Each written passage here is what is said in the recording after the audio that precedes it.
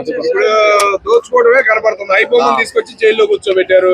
ఐబొమ్మ సినిమాలు చూడటమే మానేశారు పాపం. సినీ ఫీల్డ్ మీద కొద్దిగా ఎఫెక్ట్ అనేది కనపడుతుంది. కానీ ఇలా టికెట్లు రేట్లు పెంచేసి సామాన్యుడు సినిమాకి రానికుండా చేస్తే ఎలా బాధేసిద్దా? రేట్లు అనేది కంట్రోల్ చేయాలి కదా. కాంగ్రెస్ గవర్నమెంట్ వచ్చినప్పటి నుంచి టికెట్లు ఎట్లు రేవంత్ రెడ్డి పెంచమని చెప్పాడు.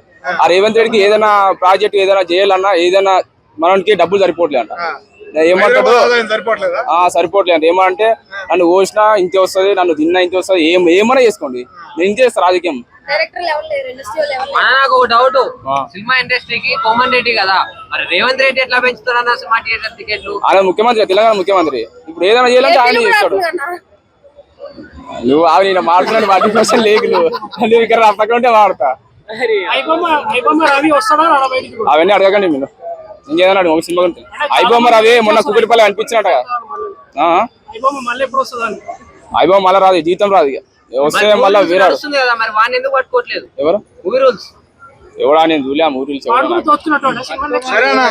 టోటల్ గా ఈ సంక్రాంతికి వచ్చే 4 సినిమాల్లో ఏది హిట్ కొట్టిందంటో, ఏది ఫ్లాప్ కొట్టిందంటో? ఒకటి ఇది అనిల్ రావిపూడి డైరెక్టర్ ఉందా, విక్టర్ వెంకటేష్ చిరంజీవి వీళ్ళిద్దరు నడిచిన మూవీ. అది మాత్రం 100% హిట్. అది సినిమా చూసినా కూడా మళ్ళీ ఇప్పుడు వచ్చిన రాజసాబ్ నేను చెప్పిన అదే రిలీజ్ అయ్యని చెప్తా. ఇప్పుడు నేను చెప్పలేను. అది కూడా చెప్తున్నావు. అరే ఇది టైలర్ వచ్చింది చూసి టైలర్ వచ్చింది, అది కొంచెం మామూలు వచ్చింది, మొత్తం పుట్టలోంచి పుట్టడానికి ఇది మన డైలాగ్ చెప్తారు కదా ప్రభాస్.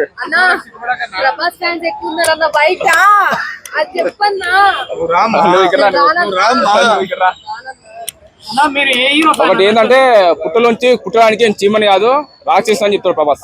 చాలా వైల్డ్ భయంకరంగా చెప్తాడు డైలాగ్ మాత్రం. అట్లాగే ప్రభాస్ గారు ఎనమాల దెబ్బలు కూడా ఏఐ అంటున్నారు. నిజంగా అది అంటావా? జరిగిన సీన్ అది లేదా ఏఐ ఉపయోగించారు? ఇప్పుడు సినిమాలు అనగా మామూలుగా కత్తులతోటి ఫైటింగ్ వచ్చి చేస్తారు, కాకపోతే అది రియల్ కాదు, నార్మల్ షూటింగ్ కోసం, జస్ట్ కంటెంట్ కోసం. సినిమా ఇప్పుడు పెద్ద పెద్ద అంటే మాడు సిగరెట్ ఒక చేతిలో మందు స్టైల్లో వెళ్ళట్టు కదా. సందీప్ వల్ల ఇమాజినేషన్ వాడు చేసింది కాబట్టి తన లుక్ కానీ స్టైల్ కానీ ఎక్కడ మనకి ఏ దెబ్బ తాకినా అవన్నీ రియల్ దెబ్బలు అనుకోవద్దు, నార్మల్ దెబ్బలే. రియల్ దెబ్బలు తాకుతాయా? రియల్ దెబ్బ తాకి వాళ్ళు ఉంటాడా? నెక్స్ట్ సినిమా ఇస్తాడా? నేను ఎప్పుడు అంటున్నా ఏ అన్నా నేనేం అనలేదు అసలు. చెప్పు నెక్స్ట్. ఏదైనా ఒక సినిమా హీరో చేస్తే హీరోకి సపోర్ట్ చేయండి. ఎవరైనా సరే బయట జనాలు చాలా మంది ట్రోల్ చేస్తారు, ట్రోల్ చేయకండి. ఇప్పుడు నువ్వు కూడా సపోర్ట్ చిన్న 10 మంది ఇట్టుకొని సినిమా ఇస్తారు, నీకు ఎవరైనా బయట సపోర్ట్ చేస్తారు, అంతేగాని దాని మీద ట్రోల్ చేయకు, ఇష్టం వచ్చినా మాట్లాడకు. కరోనా దగ్గర నుంచి సినిమా హీరో అభిమానులు తగ్గిపోయారు. ఏ హీరో గురించి ఆ హీరో గురించి తన్నుకునే సీన్లు అయితే ఏడ కనపడతల్లా. కానీ కామన్ గా వాళ్ళే ఒక సినిమా తగ్గి ఒక సినిమా వదులుతున్నారు. కానీ ప్రభాస్ సినిమా, చిరంజీవి సినిమా సంక్రాంతికి ఒకేసారి రావడం, 5 రోజులే తేడా ఉండటం, మరి ఎవరికి దెబ్బ పడిద్ది అంటావు? చెప్పు. ఎవరో ఒకళ్ళు తగ్గి ఉండొచ్చు కదా అని అంటున్నారు. దాని గురించి ఏమంటావు నువ్వు?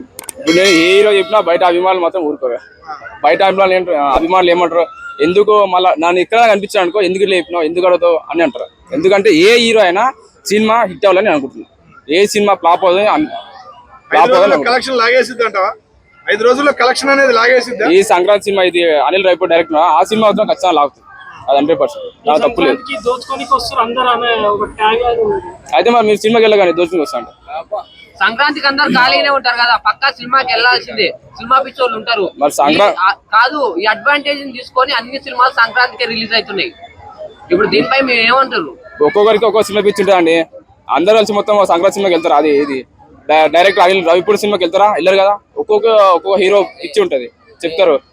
సినిమా హాల్ వాళ్ళు దోచుకుంటున్నారు కదా, వాటర్ బాటిల్ దగ్గర నుంచి అన్ని కూల్ డ్రింక్స్ దాకా అన్ని దోచుకుంటున్నారు కదా. మరి వాటి గురించి కంట్రోల్ చేయొచ్చు కదా హీరోలు. వాటి గురించి హీరోలు కంట్రోల్ చేయొచ్చు కదా, ఎందుకు చేయట్లేదు? హీరో సినిమా హాల్లో కూల్ డ్రింక్స్ దగ్గర నుంచి వాటర్ బాటిల్ దాకా విపరీతమైన రేట్లు ఉన్నాయి. సమోసా చూస్తే 100 రూపాయలు కూడా అమ్ముతున్నారు ఒక్కొక్క హాల్లో.